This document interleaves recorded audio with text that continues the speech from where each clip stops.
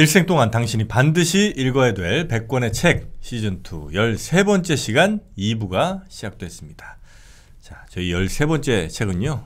최근에 여러분이 놀라시고 혹은 뭐 화나셨던 그 종교 관련된 이야기를 좀 하고 있습니다. 지금 종교의 기원이란 책을 위주로 해서 뭐 몇몇 책을 참고하시면서 오늘 종교에 대한 얘기 해주시는데 종교의 기원에 대해서 진화론적 관점 그리고 심리학적 관점에 대해서 일부 좀 후반부에 얘기를 좀 해주셨고요. 이제 남은 게 사회학적 관점입니까? 네. 그러니까 뭐 사회학적 관점 같은 경우는 대표적인 사람이 그 아주 유명한 사회학자 프랑스의 에밀 디르갱이라고 하죠, 그죠? 네. 그 디르갱 같은 경우는 이제 종교를 그 토템하고 연관해서 설명을 했는데 그 토템을 한번 들여다 보니까 그 사회의 어떤 표상이 들어요, 이거죠. 그 사회가 어떤 상징하고 있는 것들이 드러난 거다 이거죠. 그러니까 종교란 것은 결국 뭐냐, 한 개인과 사회를 묶어주는 그런 어떤 사회적 현상이다. 한 개인과 사회를 묶어주는. 그렇죠. 우리는 호랑이 부족이야. 그렇죠, 그렇죠. 너도 호랑이, 나도 호랑이.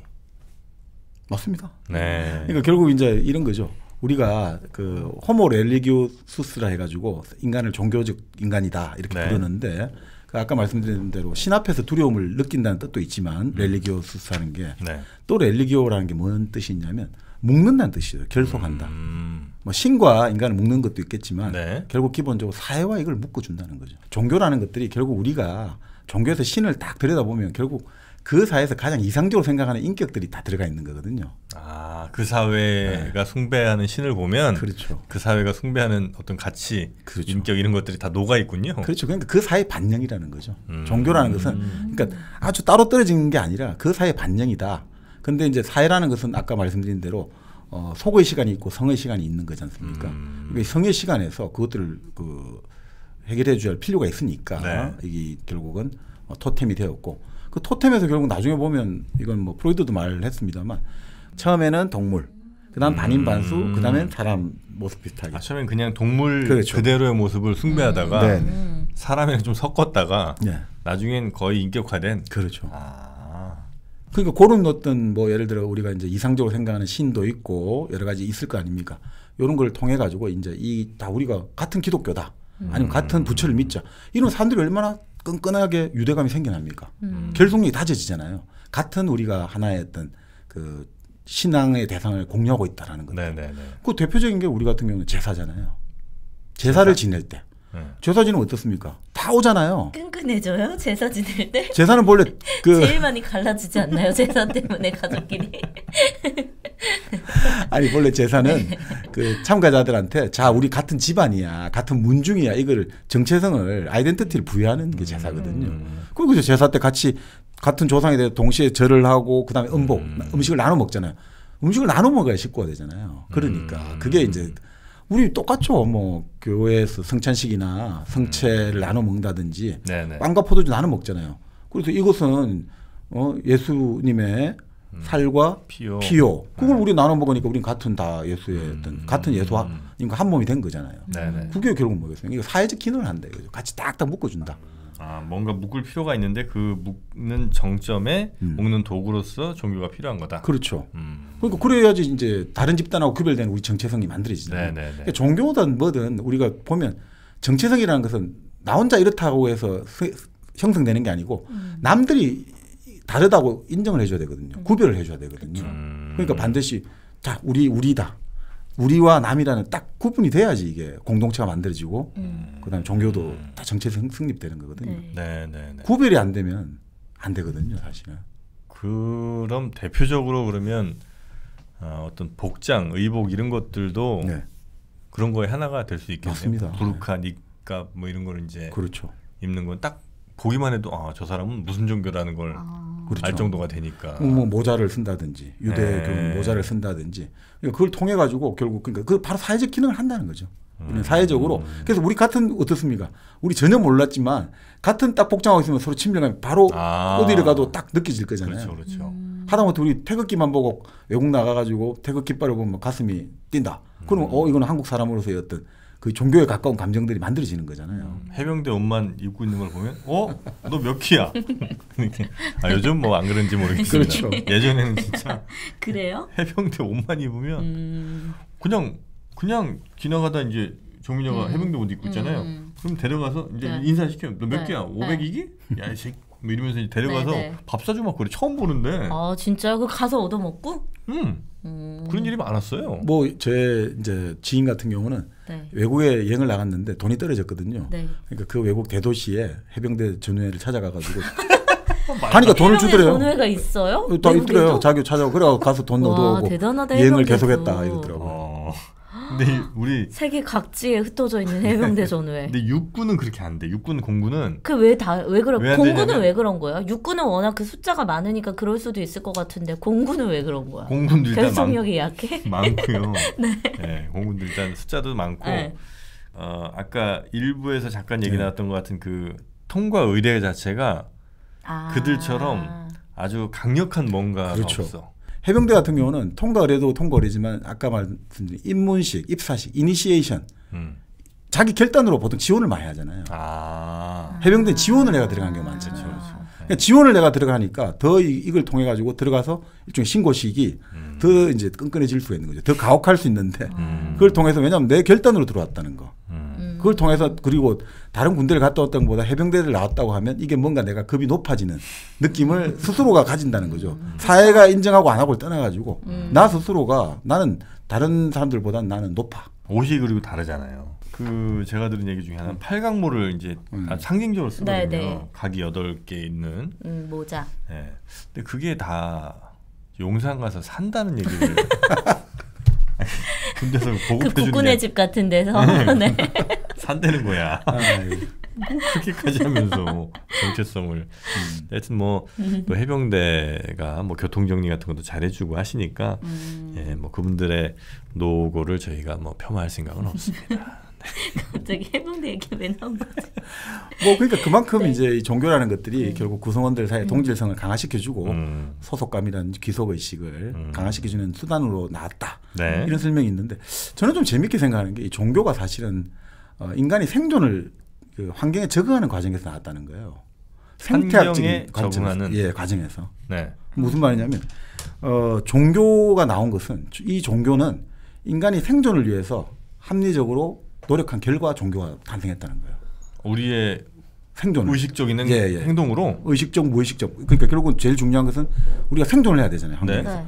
그 생존을 하는데 가장 효과적인 수단이 종교였다는 거예요. 뭐 생존에 무슨 도움이 됩니까? 예를 들어 가지고 네. 그 인도의 대표적인 그 힌두교 암소를 숭배하잖아요. 네. 그 소를 숭배하는 게 우리가 이해가 안 되잖아요. 네. 왜냐하면 길에 차가 지나가는데 소 때문에 차가 못 지나가고 소가 지날 때까지 가만히 있어야 되고 생존에 방해되는 것 같은데. 방해되는 것 같죠. 네. 그러니까 대부분 그렇게 생각하고 참 미개하다라고 생각했잖아요. 네. 근데 연구를 해보니까 어떠냐. 힌두교에 이제 소가 왜 숭상받는지 그 유명한 이제 문화의 수수께끼지한 마비네리스 같은 사람이 이렇게 설명하죠. 소가 숭상받는 이유, 소가 종교적인 숭상의 대상이 되는 이유는 간단하다. 그 소가 어마어마한 경제적인 가치를 산출하기 때문이다. 그 뭐, 예전에는 네네. 뭐 농사일하는데 뭐 지금도 마찬가지입니다. 고기도 그렇고. 자, 이 맞습니다. 자, 농사를 짓는데 필수 풀가결을 하죠, 그죠? 네. 그리고 소는 잡초를 먹어도 살잖아요. 네. 그러니까 따로 인간하고 식량 경쟁을 안 해도 되죠. 네. 그 다음에 또 하나가 소가 누는 새똥 있잖아요. 걸음. 땔감도 되고 비료도 되거든요. 거름도 되고 땔감도 된단 말이죠. 그러니까 인도 전역에 그 당시 이제 연구에 이게 한 6, 70년대 연구 같은데 그 인도에서 당시 한 해 동안 그 사용되는 새똥의 열량이 석탄 4,500만 톤에 해당해요. 아니 근데 똥을 연료로 써요? 네, 양똥 이런 것도 연료로 쓰잖아요. 아 똥. 그래요? 네. 타요? 그것도 불 그렇죠. 붙이면? 잘 말리면 말려가지고. 네. 물기가 없이 건조한 똥으로. 뭐야? 아니 난 똥을 연료로 쓴다는 걸 오늘 처음 알아가지고. 아니, 씁니다. 네. 네, 나뭇가지나 뭐 이런 걸로 이렇게 왜냐면 쓰는 줄 알았죠. 똥들은 네. 일단 그 메탄 가스를 아마 하면을 좀 알고 있을 거고 네. 그다음에 이제 풀들을 많이 먹으니까 네. 걔네들이 이제 마르면 소화가 안 되니까 또 풀이 그대로 있구나. 잘 또 안에. 마르면 이제 타기 괜찮다는 거죠. 네. 석탄 4,500만 톤 하면 이게 어마어마한 거죠. 네. 근데 이건 또 나름 친환경적이잖아요. 그렇네요. 소가 똥을 갖고 그냥 쓰니까 크게 뭐 다른 환경적 문제도 덜하고 새똥이 1년에 그 당시 나오는 양이 3억 4천만 톤 정도 되는데 네. 토양 이제 우리가 네. 아까 말한 거름 농사 짓다 보면 지력이 세해지는데 계속해서 이제 비료가 되는 거니까. 그다음 우리 생각에 소가 그러면 아이고 소를 안 잡아먹으면 소 죽으면 저거 아깝지 않느냐는데 자연산 소이죠. 소를 그냥 임의로 하면 안 되지만 소가 자연적으로 죽은 소는 먹어요? 카스트 계급이 먹게 허용해 주거든요. 아 그래요? 네, 카스트 계급이 다 먹어요. 그러니까 전혀 사실은 또 다 처리가 되는 거죠. 거기에다가 이제 소 나오는 뿌리라든지 가죽 이런 거는 또 그걸 이용한 소공업 다 한단 말이죠. 네. 그렇기 때문에 소가 하나도 버릴 게 없는 거다. 그렇네요. 그러면 소를 잡아먹는 게 낫느냐, 소를 숭상해가지고 아예 손을 못 대게 낫느냐.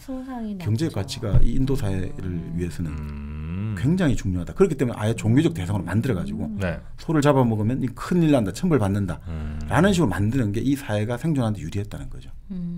그래서 종교는 그런 데서 나왔다라는 설도 있어요. 뭐 그 소는 뭐 그럴 것 같은데 다른 거. 그리고 다른 거는 잘 그렇죠. 그러니까 바로 그런 비판이 나오는 거죠. 아니 그런데 그러면 다 그러면 다른 건 여러 개인데 하필이면 왜 소가 가장 신선한 존재가 되는지는 설명이 안 되지 않느냐.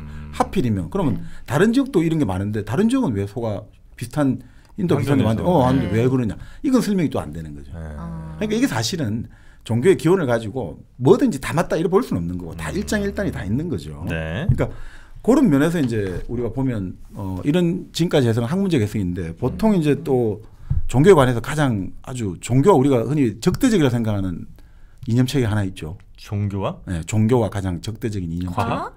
아니 과학이라고 공산주의. 공산주의죠. 나 진짜 왜 이렇게 똑똑해졌지? 이런 내 자신이 싫어 정말. 3년 전만 해도 진짜 몰랐을 텐데. 나 싫어.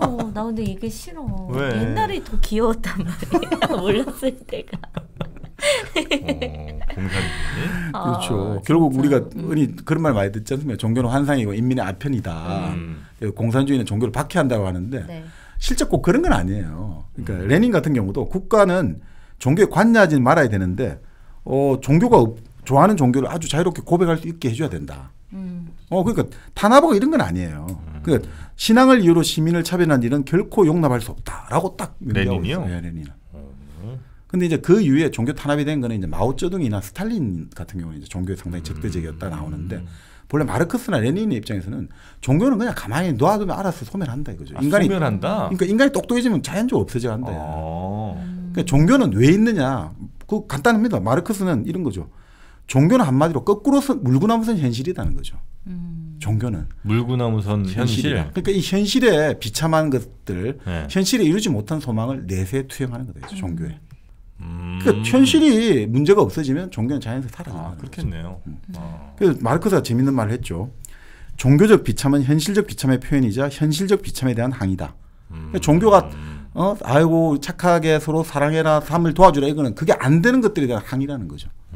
하도 부자들이 남을 안 도와주니까 아유 부자들은 빈자들 가난한 자를 도와줘야 되고 그런 식으로 계속해서 말하는 것 자체가 지금 그게 안 되고 있으니까 이 현실에 대한 항의다 이거죠.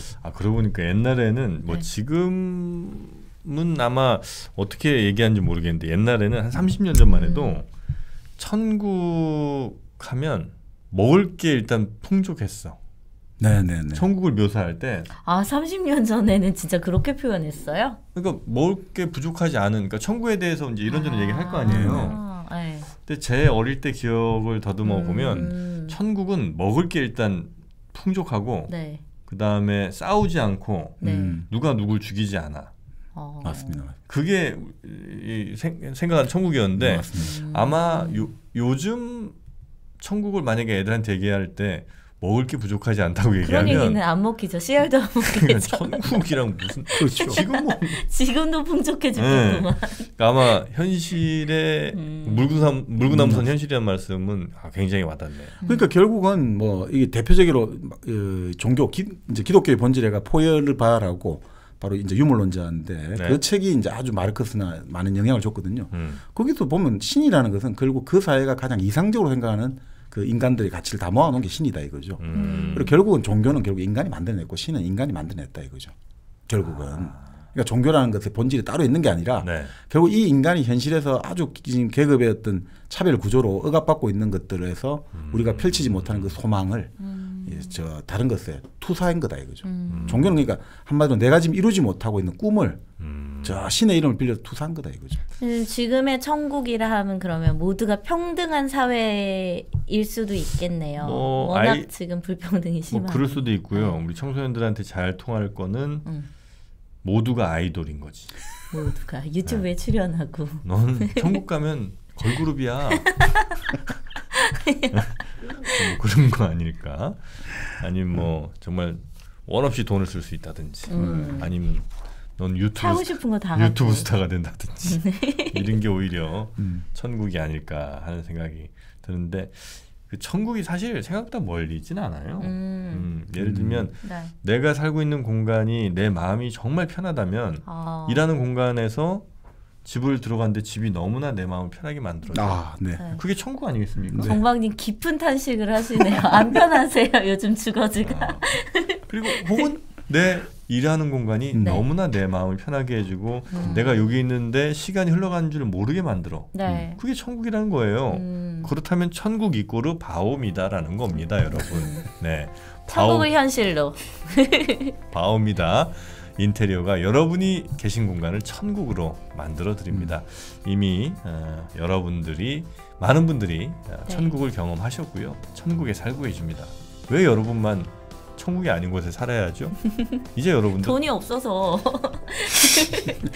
합리적인 가격에 네. 여러분의 공간을 천국처럼 꾸며 드립니다.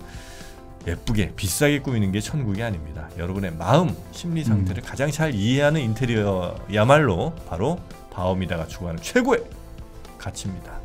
바오미다와 함께 천국으로 날아갔어요. 네. 네.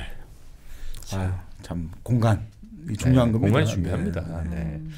자, 이렇게 천국에 대한 생각도 좀 바뀌었고요. 네. 그래서 결국 뭐 이제 막시즘적 관점에서는 종교라는 것은 결국 우리 인간이 지금 자기가 스스로 만들어낸 어떤 노동의 결과물에서 스스로 소외되고 있잖아요. 내가 지금 예를 들어 물건을 만들었지만 그 물건의 주인은 내가 아니잖아요. 그러면서 자꾸 인간이 자기가 만들어낸 것에서 멀어져 가잖아요. 그러니까 마찬가지로 신이라는 것도 인간이 만들어냈지만 오히려 이제 신관념이 오히려 인간을 더 소외시키는 거죠. 네네. 신 앞에서 오히려 우리가 복종을 하게 되고 복소를 하게 되고 이런 건데 결국 그것은 현실에 소외라든지 차별이라든지 이런 것들이 다 해소되면 자연스럽게 종교는 결국은 사라진다라고 본 거죠. 근데 이제 뭐 꼭 그렇지는 않을 것 같은데 이제 그런 게 마르크스의 관점인데 뭐 오늘 이제 결국 여러 가지 관점 봤습니다만 오늘 좀 소개드릴 거는 결국 이제 프로이드가 과연 종교가 어떻게 기원을 가지는가. 결국 이제 프로이드는 우리가 익히 짐작하시겠습니다만 모든 현상의 배후를 성적. 그렇죠. 성적인데 그렇죠. 결국은 오이디푸스 컴플렉스 설명하는 거죠. 이 종교의 기원도 사실은 오이디푸스 컴플렉스에서 왔다라고 보는 거죠. 종교가요? 네, 그렇게 보고 있습니다. 그러니까 이제 종교의 기원을 뭐 진화론적 관점에서, 심리학적 관점에서, 사회학적 관점에서, 뭐 생존의 관점에서 등등 보기도 하지만 오늘 흥미롭게 소개해 주실 부분 그 관점은 오이디푸스 컴플렉스적 관점. 그렇죠. 이건 뭐 바로 그 종교 기원이라는 이제 주제로 묶인 책에 아니면 단독으로 나와 있습니다만 토텐과 터부라는 프로이드의 저작에서 이 종교의 기원에 관해서 아주 잘 나와 있고요. 그리고 그게 이제 1913년 전쟁이 일어나기 1년 전에 쓴 건데 그리고 프로이드가 죽기 마지막에 썼던 저작이 모세와 일신교거든요. 근데 그게 결국 이 종교하고 다 연결되는 겁니다. 그러니까 결국 프로이드의 여러 가지 업적이나 연구 중에서도 이 종교의 기원에 대한 해명이라든지 그리고 결국 그 프로이드는 유태인이잖아요. 본인이 이식하든 안 하든 그리고 그런 것들이 결국 자기 어떤 지적 활동이라든지 이런 여러 가지 그 무의식을 발견하는데 어떤 영향을 줬다고 분명히 생각이 들거든요. 그렇겠죠. 그렇기 때문에 결국 모든 학문을 한다든지 우리가 종교를 믿는다는 것도 결국 자기를 아는 거잖아요. 자기를 알기 위해서 공부를 하고 책을 읽고 사람들과 만나고 대화를 하고 그리고 이런 활동을 하는 거잖아요. 그러니까 프로이드가 마지막 저서도 결국은 모세와 일신교를 통해 가지고 결국은 자기가 속한 그 어떤 중거 집단이라고 해야 될까, 유대인이라는 이런 것들에 대한 걸로 마무리했다는 것은 상당히 좀 의미심장하다 이런 생각이 듭니다. 모세도 유대인이에요? 그러니까 그게 바로 오늘 여기의 주제인데. 그래요? 이제 막 다 막 그냥 막 맞추네 이 친구가. 그러니까 이제 그 맞습니다. 네. 사실은 네. 그러니까 우리가 보면 당연히 모세는 그 유대 민족의 네. 조상에 딱 속해 있지 않습니까? 네. 그런데 아니에요? 바로 이 프로이드가 네. 이 모세와 유일신에서 아주 도발적인 주장을 펼치거든요. 네. 그래서 정말 전 세계의 어떤 유태인들을 아주 네. 격분하게 만드는 그런 주장을 하는 거죠. 사실은 모세는 이집트의 귀족이었다라고 도발적으로 설명하는 거죠. 모세가. 프로이트가 네. 아, 그 제가 예전에 그 엑소더스인가 그 영화 보면은 왜 거기서도 모세는 그 강바구니에서 이렇게 물에 둥둥 떠내려 왔는데 네. 네. 이집트의 그 여왕이 우연히 그 그렇죠. 신하가 공주. 보고 네, 네. 주워서 키우다가 결국은 얘가 그 뭐 반란을 일으키려고 했나? 뭐 아무튼 그러니까 쫓아내는 거 아니에요? 그 모세가 네. 그 기본적으로 이제 그 유태인이라고 보는데 네. 그 왜냐하면 유태 민족들이 그 우리 뭡니까 아브라함이 이삭을 놓고 이삭이 야곱을 놓고 아 요셉 때 이삭은 토스트를 나왔거든요. 계란 맛이요? 계란 토스트? 햄치즈랑 요즘도 있죠? 이삭 토스트 있죠. 예. 그러니까 요셉이 네. 그 이집트로 갔잖아요. 팔려갔는데 거기서 하여튼 기반을 잡아가지고 결국 다른 형제들 데리고 와서 그러면서 이집트의 유태인이 이렇게 대대로 살게 되었다라고 나오지 않습니까? 네. 근데 모세가 태어났을 때 당시 이집트 파라오가 명령을 내렸잖아요. 모든 이제 아이를 죽여라. 아이를 죽여라. 네. 유태인 아이를 네. 죽여라. 그러니까 이제 모세를 이렇게 바구니에 숨겨가지고 네. 이 파라오의 공주가 올 때 탁 이렇게 바구니에 넣어가지고 파라오의 공주가 끈재가지고 걔를 키웠잖아요. 네. 모세가 그래서 뭐 히브리어로 유대 말로 물에서 건져진 자 이렇게 딱 맞아 떨어진다 이렇게 봤거든요. 네. 근데 물에서 건져진 자 치고는 너무 글자 짧은데. 짧아 모세. 그치? 너무 짧아. 한 네 자 정도는 그렇지. 돼야지 우리 못해도. 모세 맛이 뭐 이렇게 됐으면 내가 인정. 물에서 건져진 자. 네. 그렇죠.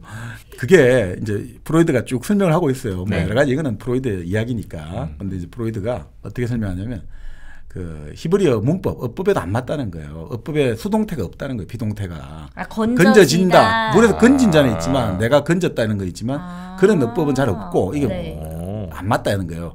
그러면 사실 당시 이집트 말이 뭐냐면 모세가 바로 차일드란 거예요. 아이란 뜻이라는 거예요. 아. 그러니까 이집트 사람이라는 거죠. 그 자체가. 건져진 거 이런 거 아니고 네. 그냥 이집트 애다. 네.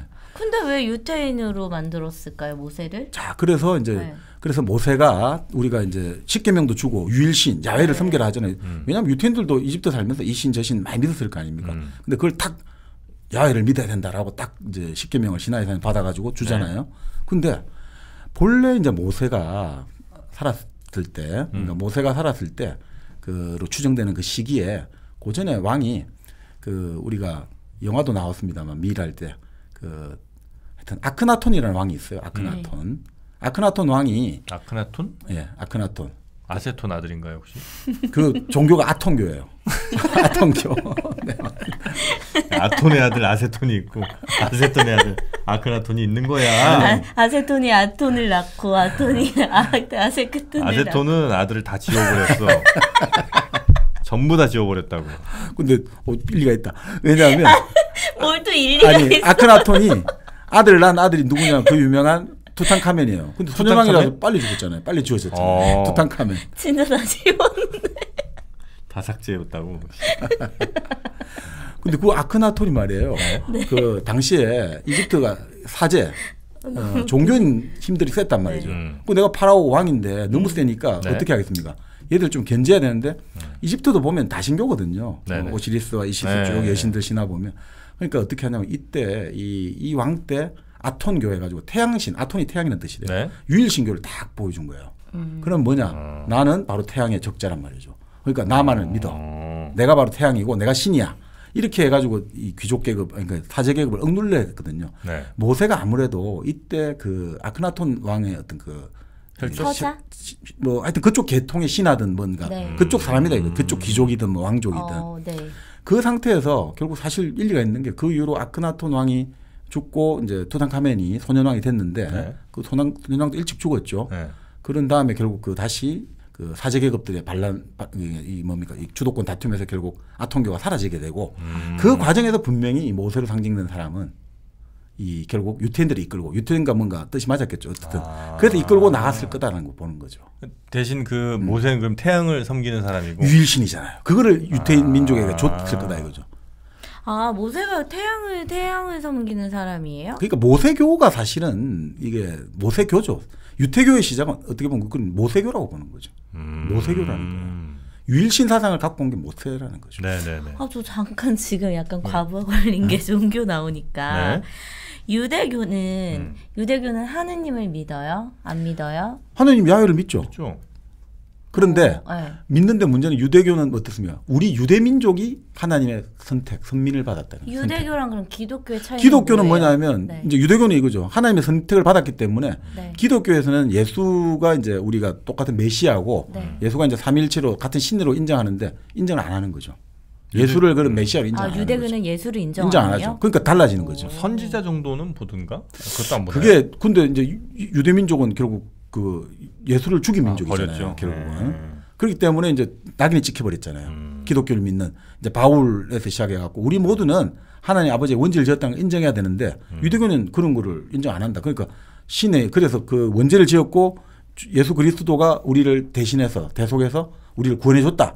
그걸 인정해야지 이게 기독교가 되는 거예요. 기독교지. 그런데 유대교는 그걸 인정 안 하는 거죠. 대속이라는 사실 인정될 수가 없는 거예요. 아예 예수 자체를 인정을 안 해. 없던 사람 취급하는 거예요? 없던 사람은 아니지만 그러니까 뭐 그렇게 보면 되겠네. 역할을 인정 안 하는 거는 없던 사람하고 같을 수도 있겠죠. 그렇구나. 그러니까 신약은 인정이 안 되죠. 유대교는 구약인 거죠. 구약. 모세 오경이 그렇겠네요. 네, 구약이 있고 그 구약은 유대교도 믿고 기독교도 믿고 이슬람도. 믿고 네. 그리고 그냥 약간 비슷한 종교 같은데 늘 이거 똑같이 가지고 나왔습니다. 서양에서는 늘 이거 가지고 네. 싸우니까 그러니까 뭔가 제 생각에는 서양의 종교 그리고 하나님을 믿는 서양의 종교인데 왜 이거 가지고 자기들끼리 맨날 이렇게 싸우나라는 생각을 했거든요. 바로 지금 나온 사람들이 예수의 역할 그리고 무하마드의 역할을 갖고 달라지는 거죠. 그리고 저기 코란에도 예수 다 인정받아요. 예언자로. 코란에도 예수는 예언자예요. 근데 무함마드가 이제 그거죠. 신의 네네. 어디 말하는 최종적인 예언자. 우리가 제일 세. 뭐 이렇게 보면 돼요. 제일 우리가 진짜 정통이냐. 뭐 이런 식으로 볼 수가 있는 거죠. 그렇죠. 네. 자, 그런데 바로 거기서 이제 모세가 데리고 나왔는데 그 여러 가지 보면 그 성경에도 그 기록은 간을지고 나오거든요. 네. 이 모세가 사람들이 계속 불평불만을 터뜨리는 거죠. 아니 40년을 방황하니까. 아 주위 사람들이요? 네. 모세를 따르는? 모세를 따르는 사람들이 도대체 가나안 땅이 젖과 꿀이 흐르는 땅은 도대체 어디 있냐. 40년을 우리는 왜 헤매야 되냐. 네. 그러니까 얼마나 그 성경에 나오잖아요. 모세를 계속해서 핍박을 하고 모세한테 뭐 보여봐라 물이 나온다더니 왜 물이 안 나오냐. 계속해서 그리고 모세가 이제 뭡니까 산에 올라갔다 오니까 막 그 금송아지 만들어 가지고 그 어떤 이교의 신을 숭배하고 그러니까 난리를 치니까 모세가 얼마나 위협을 받았겠습니까.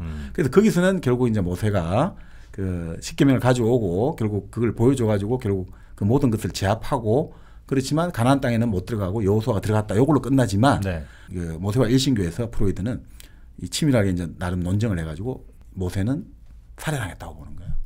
이 여러 가지 불만과 너 때문에 우리가 이 꼬라지가 된 거야. 그냥 이집트 땅에 가만히 있으면 우리 지금 그래도 뭐 어느 정도 먹고 살 텐데 괜히 너 말 듣고 자유를 찾아 뭐 어떻게 왔다가 신의 뭐 부름을 따라 같이 왔다가 이 고생을 하냐. 그래서 결국 책임져라 해가지고 결국 살해를 했을 거다. 실제 그럼 가나안 땅에는 도착을 못한 걸로 나오는 40년 거예요? 후에 도착하죠. 근데 모세는 못 들어가는 거죠. 아 모세 없이. 모세는 죽고 네. 여호수아가 들어가는 거죠. 모세의 후계자가 들어가는 거죠.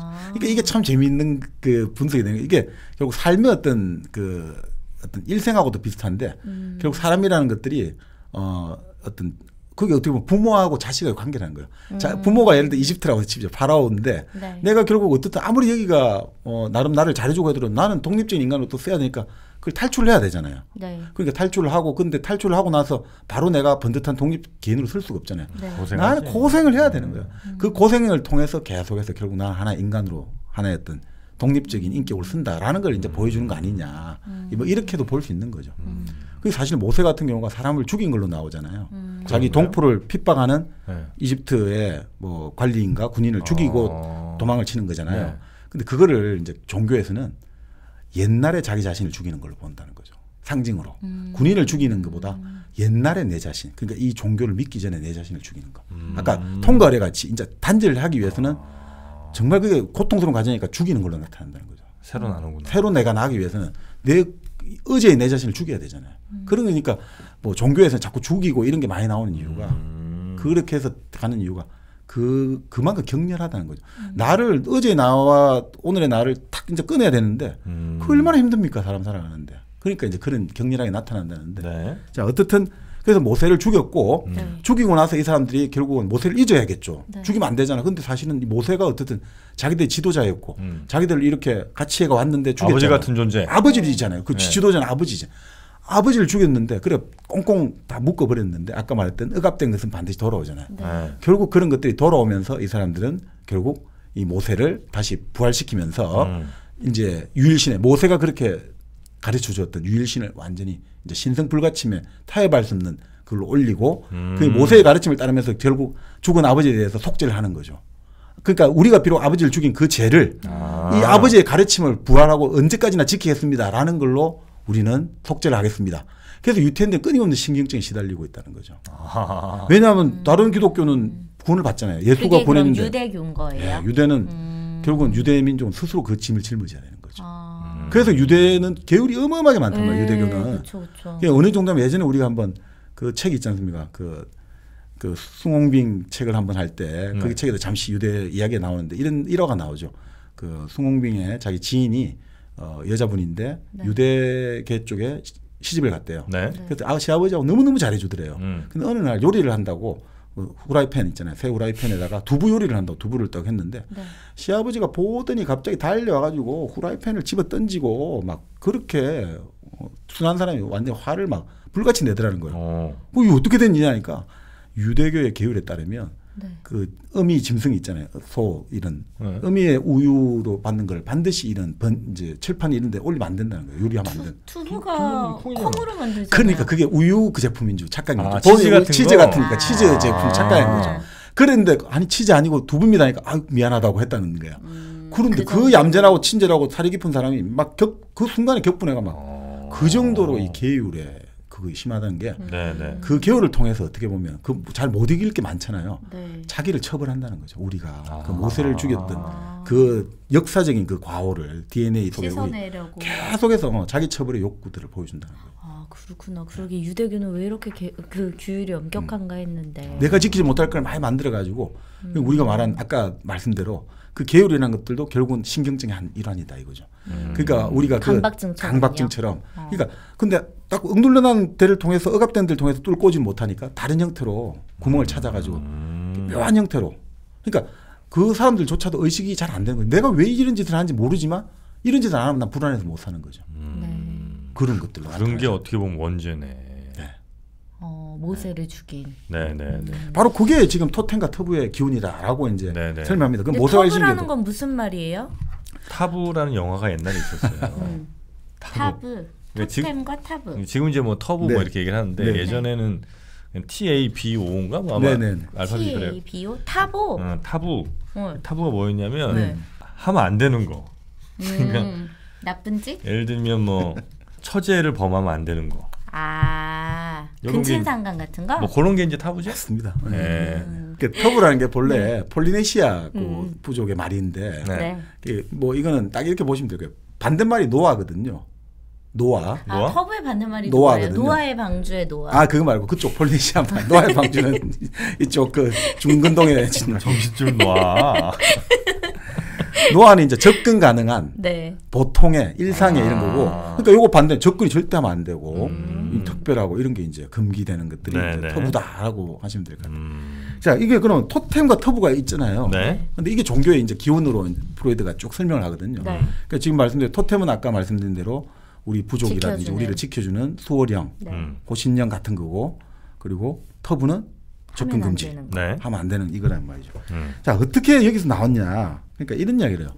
프로이드가 나중에 이제 모세와 일신교와 다 모든 것들의 핵심 결론이 참 멋있는 말로 끝내는데 태초에 행동이 있었다 이걸로 끝내거든요. 태초에 말씀이 있었던 거예요. 그걸 빗대가지고 태초에 행동이 있었다. 어떤 행동이 있었냐? 아들이 아버지를 죽였다. 이걸로 끝내는 거예요. 태초에 아들이 아버지를 죽였다. 카인이 아벨을 죽인 게 아니라 아들이 아버지를 죽였다. 그러니까 결국은 아버지는 신이잖아요. 태초에 인간은 신을 죽였다라고 시작을 선언을 하는 걸로 끝맺는 거죠. 이 토템과 터부라는 책, 네, 그 프로이드의 책에서 네, 뭐 모세 유일신에서 나오지만 종교교훈에 보면 하여튼 네. 다 보면 나옵니다만 결국 그렇게 선언을 하는데 한번 이제 보시죠. 네. 자, 이건 뭐 여러 가지가 있는데 쉽게 한번 딱 간략하게 서사를 한번 말씀드리면 네네네. 이렇게 말씀드리겠습니다. 자, 아주 먼 옛날에 아주 어떤 집단, 어떤 가족 일족에 아주 강력한 남자가 있어요. 빅맨이 있어요. 그러니까 그 집단의 대장이 있어요. 빅맨. 네. 빅맨이라고 빅맥도 모르지? 아니고 빅맥 빅맥은 모르죠? 모르죠. 빅맥밖에 몰라요. 그 군인 가면 네. 아, 군인? 그 네이 아. 말하는 거죠? 아 그건 참 브레이브맨이구나. 어. 아 그건 브레이브맨이고 참. 그 네이, 빅맨 네이도 빅맨 있죠. 아 맞아. 네. 옛날 빅맨이란 네이가 있어요. 그럼 그- BYC처럼? 백양에서 나온 그렇죠. 걸 거야, 그런 겁니다. 네. BYC처럼. 네. 백양에서 나온 게 빅맨이고 네. 그 쌍방울에서 나온 게 트라이. 아, 우리 아빠는 트라이를 입었어. 쌍방울을 트라이한다. 네. 뭐야? 미쳤다 진짜. BYC는 백양이다. 네. 그 약간의 어쨌든 다 약간 남성 그 네이에서 뭔가 연상을 남성성을 다 불러일으키- 주는 거네요. 그렇죠. 이 연상을 불러일으켰을 겁니다. 이 그렇겠죠. 빅맨이 뭐냐면 자기가 모든 여자를 다 독점해야 되는 거예요. 네, 아, 네. 그 일족에서. 그러니까 모든 여자는 자기 거예요. 자기만이 성적인 코이투스 교섭을 할 수 있는 거예요. 네, 네. 나머지 어떤 남자도 할 수 없어요. 음. 나머지 어떤 남자는 만약에 거기에 복종하지 않으면 사형. 제거되거나 아니면 그렇죠. 추방당해요. 음. 그러니까 그렇게 되는 거예요. 자, 그러니까 이런 그 사회가 있었을 거로 뭐 19세기 이제 프로이드가 당시에 그 인류학의 어떤 여러 가지 책을 찾아보니까 대충 이런 사회가 존재했다. 가장 동물의 먼저. 세계도 이렇잖아요. 네. 맞습니다. 침팬지라든지 이런 유인원의 세계가 절대 2인자도 남자 그 수컷의 2인자도 암컷과 그 섹스할 수 없는 거죠. 네. 자, 그런데 자, 이러니까 어떻게 되겠어요? 이 아들들이잖아. 그죠? 자기한테 그 여자 독점하는 여자에서 태어난 건 다 아들들인데 아들들은 자라나잖아요. 네. 자라나면 어떻게 되겠습니까? 욕구가 생기. 욕구가 생기잖아요. 네. 근데 욕구를 드러내면 어떻게 되죠? 아버지한테 제거하자. 제거되거나 아니면 추방당하잖아요. 네. 그러니까 어떻게 할 수가 없겠죠. 그죠? 그래서 어떻게 보면 추방을 됐든 제거가 됐든 이 아들들이 어느 날 의기투합을 하는 거죠. 야, 우리가 꼭 이렇게 살아야 되냐? 그럼 어떻게 되겠습니까? 저 빅맨 하나 제거하면 빅맨을 제거하자 이거죠. 우리가 다 같이 누릴 수 있는데. 그렇죠. 그래서 아들들이 공모를 해서 누가 주동을 했는지 누가 뭐 선동을 했는지 선방을 누가 날린지 이건 모르지만 어쨌든 아들들이 아버지를 죽였단 말이죠. 죽이고 나서 어떻게 하냐면 본래 예전에 식인풍습은 그게 꼭 고기를 먹는다는 게 아니라 그 힘을 취한다는 거예요. 그 아버지. 우리가 짐승 곰이라든지 호랑이도 그 힘을 취한다 이거죠. 그 고기를 먹었다 이거죠. 고기를 먹었어요. 네. 그 고기를 먹고 이제 탁 이제 아버지를 무너뜨렸어요. 그 아버지 빅맨은 이제 그러니까 절대적인 그 부권은 사라졌어요. 네. 그 사라졌는데 자, 이 사라지고 나니까 자, 이 사람들은 이제 어떻게 해야 되냐 이거죠. 이 아들들이. 이 아들 중에서 똑같은 빅맨을 한 명 세우려면 어떻게 됩니까? 싸워야죠. 또 싸움할 거 아니야. 네. 그러면 이게 자기들의 안전을 다 담보할 수 없죠. 그럼 어떻게 해야 되겠습니까? 나눠 가지자. 또 나눠 가지는 것도 좋은데 그 나눠 가지면 또 뭐가 자기 자식이 태어날 거 아니에요. 네. 그 자식이 태어나면 또 자기와 똑같은 짓을 안 한다는 보장이 있습니까? 아, 나 없습니까? 자식이 또 나를 자식이 나를 죽일 수 죽이는 있잖아. 날을. 내가 죽였듯이. 아버지를 우리가 죽였다는 사실을 숨기나요? 그러니까 일단은 근데 어떤 성종은 풀어야 될 거 아닙니까? 네. 그런데 자기하고 같은 이제 집단에 네. 자기 예를 들어 누이라든지 자기 엄마라든지 이런 자기의 어떤 근친하고 네. 섹스를 할 때 그 태어난 애는 또 똑같이 자기하고 자기가 지금 아버지가 했던 행동대로 할 가능성이 높을 거잖아요. 그래서 어떤 근친을 금지를 하지 하냐면 않는 거죠. 바로 그렇습니다. 이제 결혼은 조개혼. 우리 일족 말고 바깥에서 여자는 데려오고. 외혼. 그래서 그 조견하려면 근친상간을 금지해야 되는 거죠. 네. 그리고 그래서 또 그게 터부가 된 근친상간은 거예요? 터부가 되는 거죠. 아. 터부가 나와요. 근친상간은 금지한다. 문제는 사실 아버지가 우리가 오이디푸스 컴플렉스 보면 아버지가 나 엄청 정오의 대상이죠. 네. 내가 엄마랑 잘 나고 싶은데 아버지란 존재가 엄마를 뺏어가잖아요. 네. 내가 얼마나 밉겠습니까? 죽일 만큼 밉단 말이죠. 그런데 동시에 아버지한테 내가 달려들었다가 아버지가 내 거세를 할 수 있잖아요. 그래서 어떻게 됩니까? 내가 살아남기 위해서는 아버지를 선망을 하게 되죠. 아버지를 동경한단 말이에요. 아, 나도 아버지처럼 저렇게 힘이 세고 싶어. 그러니까 이 아들들도 마찬가지는 말이죠. 아버지를 죽였지만 아버지를 동경하는 거죠. 한편으로는 선망하고. 그러니까 그런 감정이 있단 말이에요, 아버지. 그러니까 그 감정은 어떻게 되죠? 제일 쉬고 자란단 말이죠. 증오와 선망의 두 감정이 같이 있는데 네. 그 중에 선망의 감정이 증오의 감정 때문에 했던 행동에 대한 죄의식을 네. 증오의 감정은 어떻게 보면 본능을 충족시켰지만 이제 결국은 우리가 흔히 말하는 죄의식이 생겨나잖아요. 네. 그것은 이제 결국 어떻게 되겠습니까?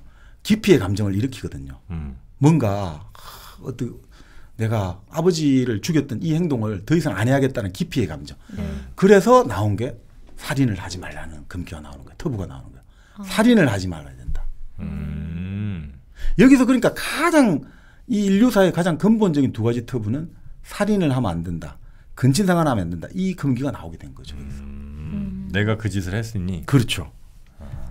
그런데 그러니까 그 금기가 나오는데 아까 말씀대로 네. 그러니까 결국 그래서 아버지를 이제 이 죄의식이 쏟아나잖아요. 그래서 이제 아버지가 갖고 있던 여자는 안 건드리고 내가 다른 데서 이제 데리고 오겠다. 그러면 근친상간도 되고 그러면 이 아버지를 결국 우리는 어떻게 해야 됩니까? 아버지가 죽었는데 이 죽은 아버지한테 내가 뭔가 죄의식이 있으니까 사죄를 해야 되는데 사죄할 지내줘요. 그 제사를 어떻게 지내냐 이거죠.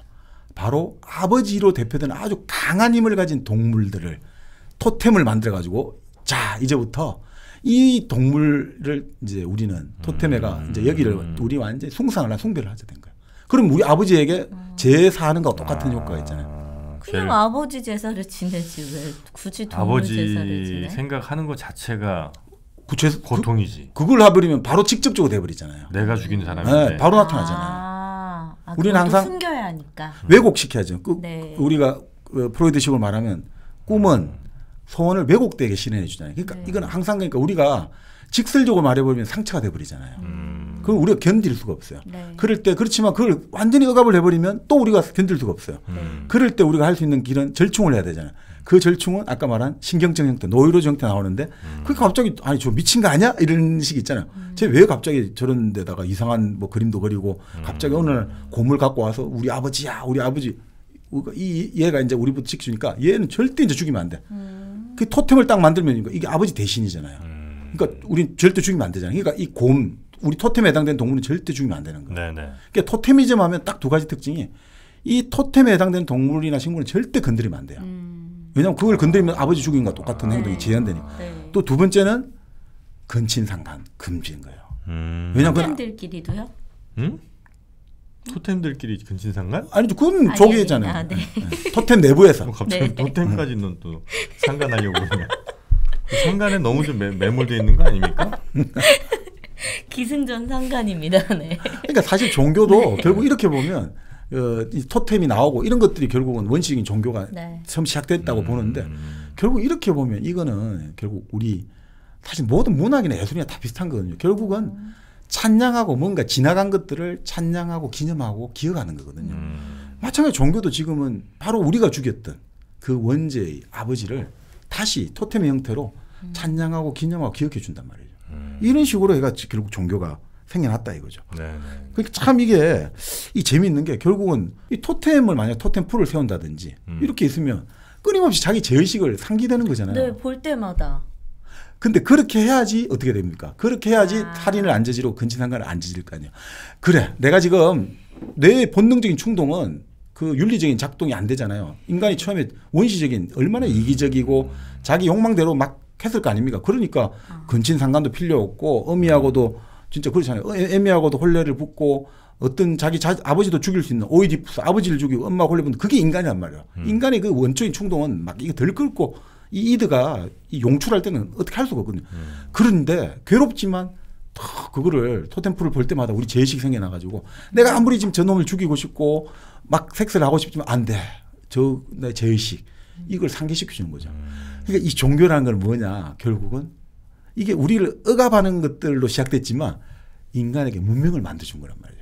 우리 욕망을 본능을 억제시켜주고 이런 사회를 만들어줬잖아요. 이게 있었기 때문에 우리가 가족이 만들어진 거잖아요. 이게 없으면 가족이 안 만들어져요. 근친상간이 금지됐기 때문에 네. 가족이 만들어졌단 말이죠. 그러면 문명이라고 일컬을 수 있는 것들이 이렇게 꽃을 피고 한 것도 결국은 우리가 저지른 그 원죄로부터 우리가 회피하다가 이렇게 된 거예요. 네, 그렇게 보는 거죠.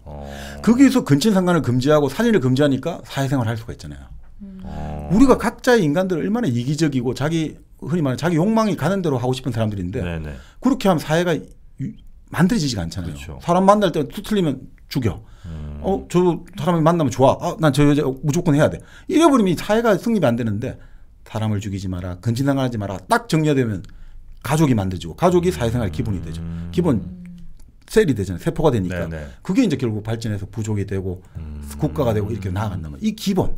문명의 가장 기본에서 이 우리의 본능을 억제한다는 거. 이게 바로 사실은 우리 인간의 정신을 가지고 본능을 억제한다는 거. 이게 엄청 대단한 거거든요. 여기서부터 사실 종교는 그래서 아까 매장을 하면서 시작했다지만 이것을 기억을 한다는 거란 말이에요. 토템풀을 만들든 기억을 하고 또 축제를 만들어요. 어떤 축제? 또 재밌는 게 말이에요. 아까 분명히 아버지에 대한 네. 죄의식도 있지만 우리 인간은 또 그런 거 있죠. 그 죄의식도 있는 동시에 아버지에 대한 양가 감정이 있다잖아요. 네. 좋아하는 감정, 싫어하는 감정이 앰비밸런스 같이 있잖아요. 그러면 또 자기가 아버지를 죽여가지고 적대 감정도 있지만 우리가 우리를 못 살고 울던 아버지를 우리 힘으로 이겼다는 또 그 감정이 있죠. 본능이 충족된 감정도 있잖아요. 네. 이 감정이 또 있으니까 이 두 가지 감정을 다 한 번씩은 만끽하고 싶잖아요. 네. 그래서 만들어진 게 토템 공의 축제라는 게 있어요. 1년에 토템을 그러니까 토템은 절대 죽이면 안 된다고 했잖아요. 아 토템을 막 불 지르고 막 이렇게 하는 건가? 아니죠. 때리고. 토템에 해당되는 동물을 네. 죽여가지고 나눠 먹는 거예요. 바베큐 파티처럼. 그렇죠. 그런 식으로. 어. 아, 왜냐하면 그래, 그렇게 뭐 이런 거 하면 있잖아. 네, 그렇게 하면 그 억압된 것들 또 내가 지금 어떻습니까? 그럼 죄의식을 가지고 계속해서 사람은 살 수가 없잖아요. 죄의식만 가지고는 못 살잖아요. 네. 그러니까 양가 감정이 항상 인간은 그러니까 이 모순된 감정을. 그러니까 프로이드가 항상 어른이라는 것은 모순을 견디는 것이 어른이다는데 문명은 바로 모순을 견디는 거예요.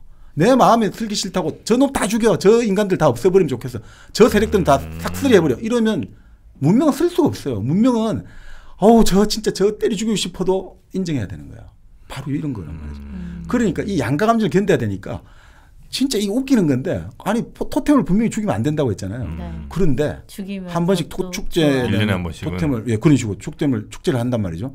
그러면 토템을 잡아가지고 이제 딱 풍습이 많아요. 일본 원주민 아이누들은 곰을 엄청 숭상하거든요. 네. 근데 있잖아요. 곰을 그래 숭상하는데 곰을 있잖아요. 키워가지고 제사 때까지 딱 있다가 그다음에 이제 곰을 완전 신으로 뻗들다가 곰을 딱 죽여요. 그리고 나눠 먹고 이렇게 한단 말이죠. 그게 뭐냐면 그 곰을 이제 토템 그걸 나눠 먹으면서 공평하게 다 먹어야 돼요. 이거는 누구도 예외가 없어요. 열애가 없어요. 그러면 뭐냐면 이건 또 이거죠. 죄의식도 공평히 나눠지는 거야. 다 같이 우리 다 같이 나니까. 죽인 거야. 우리 공동 살해한 거야. 공범이네. 그런데 이런 게 모두의 죄는 아무의 죄도 아니잖아요. 네. 바로 그런 효과. 분산을 하는 것도 있고 또 마찬가지로 또 우리가 그래도 아버지의 그 아버지를 이겨냈어.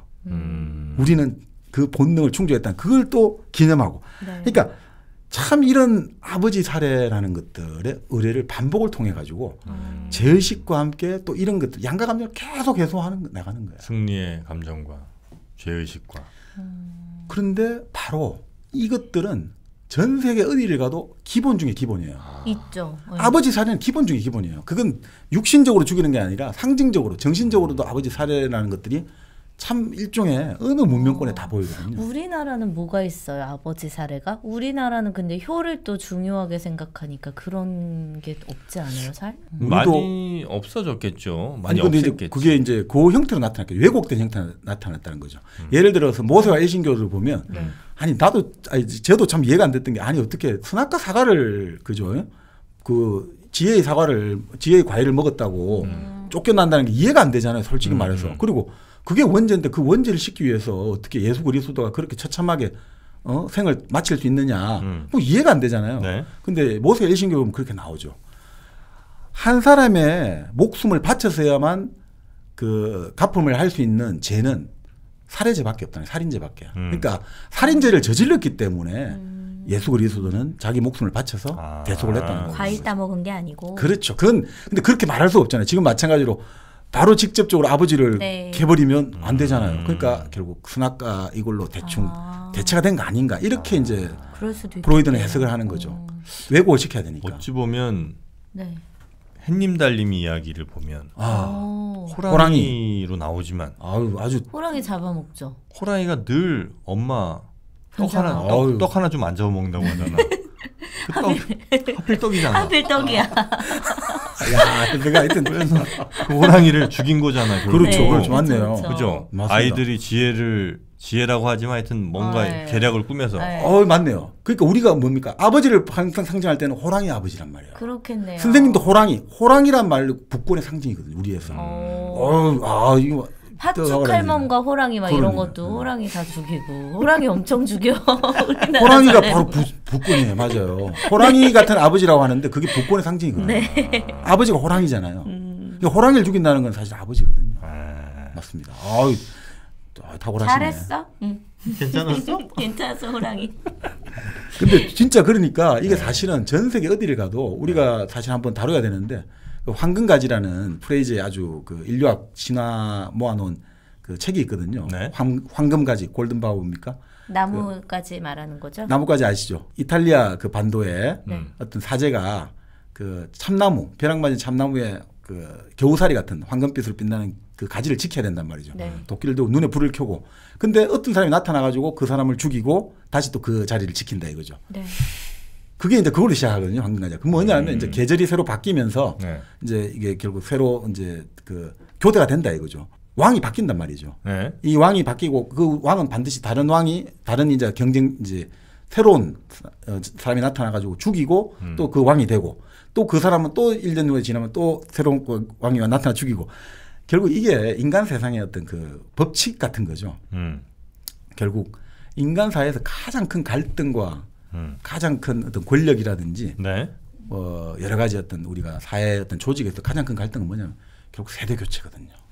세대 갈등이 가장 갈등의 기본 중에 기본이란 말이에요. 그렇죠. 부모 세대와 자식 세대, 네. 기성 세대와 신진 세대. 지금 우리 사회가 그런 갈등을 겪고 있잖아요. 불을 독점한 네. 50대 이상과 젊은 세대들. 네. 그 사실은 이 그 세대 갈등이라는 거는 이 지금 이런 지금 황금가지 이야기도 했습니다만 항상 새로운 사람은 우리가 말하는 밟고 올라가야 된단 말이죠. 근데 이 사람은 쉽게 안 내놓겠죠. 네. 그러니까 이 갈등이라는 것들은 뭐 여러 가지 형태로 나타나는 거예요. 너는 아직 어려. 너는 아직 세상을 몰라. 네. 너는 아직 애야. 아직 이 아빠가 좀 더 해야 돼. 아니 어른들이 좀 더 해야 돼. 너는 아직 아이야. 그런데 아이들은 웃긴 소리 하지 마시오. 우리는 계속해서 우리가 할 수 있어. 뭘 하는 거냐. 끊임없이 일어난단 말이죠. 그리고 대표적인 게 우리 뭐 정치에도 보면 말입니다. 그 1961년에 5.16이라든지 네. 1980년에 5.17도 일종의 세대 교체에 따른 갈등으로 보는 해석도 있어요. 왜냐하면 당시 1960년 5.16 같은 경우도 그 흔히 말하는 그 64 세대들 있잖아요. 김종필로 대변되는 64, 8기라든지 이런 사람들이 입장에서는 너무나 이제 일제 때부터 군대를 했고 이런 사람들에게 자기들이 밀리고 있다 생각하고 여러 가지 그 진급이라든지 이런 것들. 왜냐하면 그때 그 사람들은 나이 30에 육군 참모총장하고 네. 27, 8에 다 벨 달고 이랬는데 그때 이 사람들은 나이 35 될 때까지 소령 중령밖에 못 하고 있고 왜 우리는 밀리고 있느냐 하면서 그런 것들이 일시에 이제 공을 얻었다. 네. 1980년에 5.17 같은 경우도 당시 신군부들이 기본적으로 또 6.4 11.9로 상징되는 전두환, 노태우 이쪽 군부 반란 세력들 입장에서는 계속해서 지금 자기들이 이게 좀 세대 교체가 필요하다 본 거예요. 군의 지금 인사 적체가 심하다. 이게 항상 근본적으로 이런 어떤 갈등들이 계속해서 아버지 살이 이런 의뢰들은 계속 반복되는 것들이 결국 이 세대 교체에 따른 세대 갈등 이런 것들을 근본적으로 암시하고 있다라고 볼 수도 있다는 거죠. 그 모세가 근데 그 이야기들 중에 거의 원조격인 네. 뭐 그렇게 되는 거군요. 모세가 40년 맞습니까? 40년간 그 사막을 떠돌아다니고. 예, 떠돌아다녔죠. 그러니까 모세가 120에 나이 이제 120살에 돌아가신 거 나오는데, 네. 그러니까 40에 이집트에서 떠나가지고 네. 지금의 사우디아라비아 해당되는 미디안 반도 쪽에서 살다가 나이 80에 네네. 딱 그 신이 이제 나타나서 계시를 하는 거죠. 그래서 80에 다시 이집트로 건너가가지고 네. 그 백성들을 이끌고 출애굽을 하는 거죠. 네. 그래서 40년을 떠돌다가 120에 가나안을 못 보고 죽어가는 거죠. 40년을 사막에서 떠도셨다면 네. 얼마나 목마르지. 목마르고 네. 목마른 거 아닙니다 이번엔. 아 그래요? 잘못 짚었어. 40년을 뭐 그렇게 할지. 걸으셨으면 네. 체중은 얼마나 되셨을까요? 많이 쭉쭉 빠지셨겠죠. 살이 유산소 운동인데. 살이 많이 빠지셨겠죠. 네. 네. 그때 체계적으로 모세님의 체중 관리를 좀 누군가 해줬더라면 네. 아마 더 오래 장수하셨을 수 있을 것이다. 그래서 체계적인 체중 관리, 체중 관리뿐만 아닙니다. 건강 체지방이라 관리죠. 네. 체지방, 뭐 골밀도 네. 12가지의 데이터들을 여러분께 스마트폰 앱을 통해서 네. 친절하게 알려주는 위아래 체중계. 위아래 체중계 우리 정민현 지금 잘 쓰고 있는 거죠? 네, 계속 살이 쭉쭉 빠지고 있어요. 위아래 체중계를 쓴 이후부터 살이 계속 쭉쭉 빠지고 있다는 네. 신기한 경험을 하고 있습니다, 요즘. 너무 신기합니다. 네. 네. 여러분 다이어트를 위해서 그리고 체중 관리를 위해서 건강을 위해서 이제는 그냥 집에 있는 체중계 발로 뻥 차시고 위아래 체중계 저희 팟빵 게시판 공지사항을 참고하시거나 아니면 인터넷 포털 사이트에서 위아래 체중계 이렇게 검색하시면 되겠습니다. 자, 이것 때문에 모세까지 끌고 왔습니다. 네. 네. 그러니까 결국 이제 바로 이게 아버지를 살해하고 네. 토템을 만들고 그래서 이제 또 토템을 서로 나눠 먹고 이런 것들을 반복하고 이러면서 결국 여기서 바로 도덕과 윤리와 사회와 종교가 시작되었다. 그게 종교의 교훈은 바로 이것이다라고 프로이드는 네. 주장하고 있는 것이죠. 네. 뭐 설득력 있는 것 같아요. 네, 어느 네. 정도는. 그게 지금 현대 기독교도 똑같이 재현되고 있지 않습니까? 어떻게요? 토템의 향연이, 뭐지? 최후의 만찬. 기독교에서 최후의 만찬. 네. 최후의 만찬에서 그 예수님이 뭐라고 합니까? 12제자들에게. 아. 이것은 나의 살이요. 이것은 나의 피다. 너희들은 나의 살과 나의 피를 지금 나의 살과 내 피를 먹는 거야. 그리고 지금 그것을 우리 가톨릭에서 성체를 주잖아요. 네. 빵 주잖아요. 예수님의 살을 주고 포도 주잖아요. 예수님의 피를 우리 마시잖아요. 네, 교회는 예배 교회도 끝나고 승찬식. 밥 예. 먹고. 바로 네. 그게 예수를 지금 먹는 거예요. 지금 우리가. 바로 그 예전에 토템에서 토템 동물을 나눠 먹듯이 우리 신을 나눠 먹고 있잖아요. 그 순간에 그건 신의 몸이라고 하잖아요. 실제가 변했다고 보잖아요. 네, 네. 가톨릭에서는. 우리 신을 같이 여전히 지금 반복하고 있는 거죠. 우리 제사도 마찬가지잖아요. 제사 지나고 나서 왜 음복을 합니까? 같이 조상이 맛본 걸 같이 나눠 먹어갖고 지금 같이 하는 거예요. 같이. 똑같이 지금 그런 것들 같이 해야지 그래야지 그 같이 가는 거잖아요. 같은 우리는 같은 하나가 되는 거잖아요. 그래 묶여버리잖아요. 종교는 아까 렐리기오스스 묶인다는 거거든요. 그러니까 그런 의미에서 이제 사실은 지금도 계속해서 토템의 의식은 흡사하게 계속 이루어지고 있는 거죠. 하긴 절에서도 사찰 음식? 비슷한 걸 먹잖아요. 네. 그러니까 뭐 다양하게 막 이것저것 먹는 게 아니라 네. 모든 사람들이 거의 같은 메뉴를 먹잖아요. 그죠? 그리고 마지막에 그 물 싹싹. 부어가지고 싹싹 먹어야 먹잖아요. 되는 거. 네. 그것까지 같이 똑같은 행동을 하면서 또 하나로 묶이게 되고. 그렇죠. 네. 그러니까 그 결국 이제 이 우리가 보듯이 바로 이 토템이고 종교의 기원이 어디냐?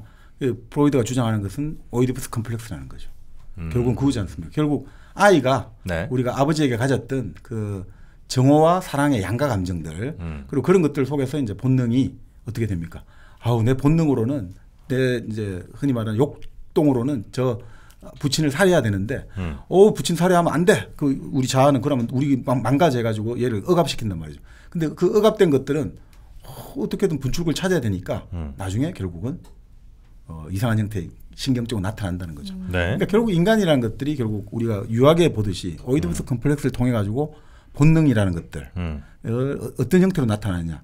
하나는 예를 들어 강박으로 나타난다 이거죠. 네. 네. 이거는 반드시 해야 돼로 나타나고 네. 하나는 반드시 이거는 금제 억압. 하지 말아야 돼. 그러니까 이게 딱 마찬가지죠. 해야 돼 하지 말아야 돼가 딱 동시에 나타난다 이거죠.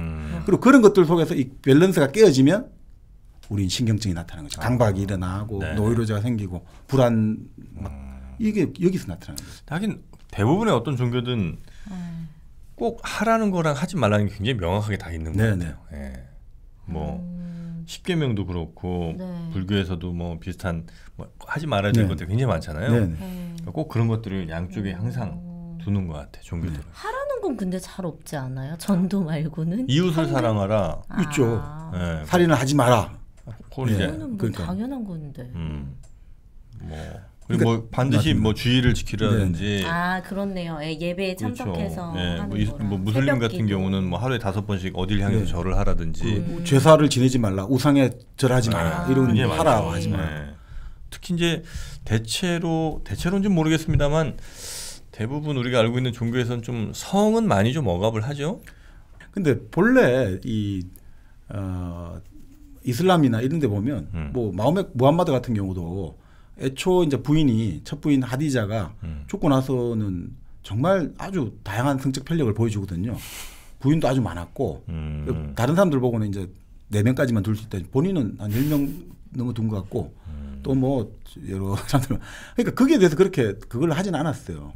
그리고 성이라는 것도 하나님이 준 거잖아요. 신이 준 거기 때문에 그걸 가지고 그건 안 했는데 뒤로 갈수록 더 좀 기독교에서 이제 성적인 것들에 대한 좀 억압이라고 해야 될까 네. 이런 것들이 좀 많아졌죠. 기독교는 왜 이렇게 그런 거를 탄압했을까? 성적으로? 그 시대 자체가 그래서 그랬던 걸까요? 아니면 그것도 약간 뭐지? 자 봐봐요. 이 성적 엑스타시가 충분히 우리에게 만족을 주면 네.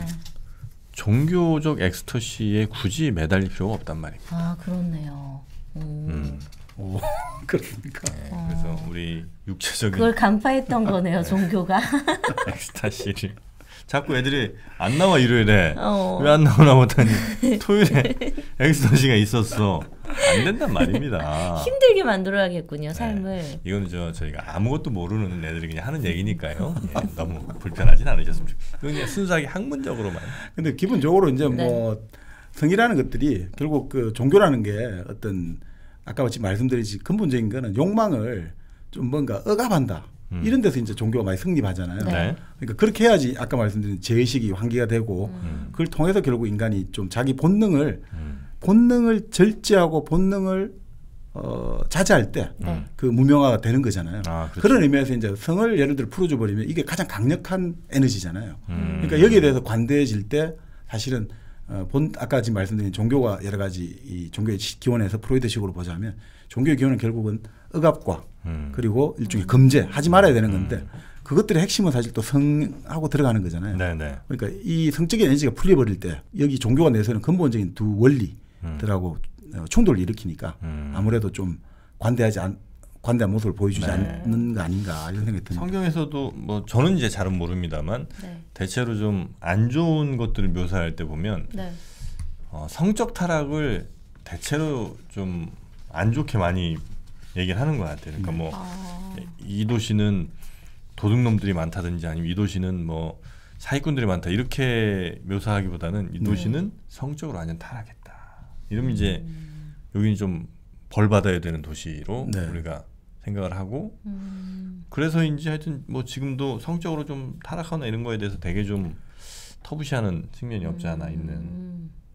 그러니까 사실은 그 이런 이제 지금 생각이 난 건데 네. 그 아까 말했던 황금가지의 프레이즈가 이런 이야기했거든요. 자연은 본래 자연스럽게 처벌한다 이거죠.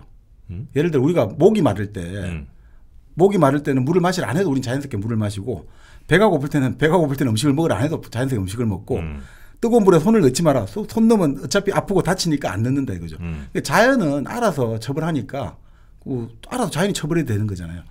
법에서 왜 그러니까 우리가 말하는 금기를 만드는 이유 있잖아요. 네. 금기를 만드는 이유는 왜겠냐 이거죠.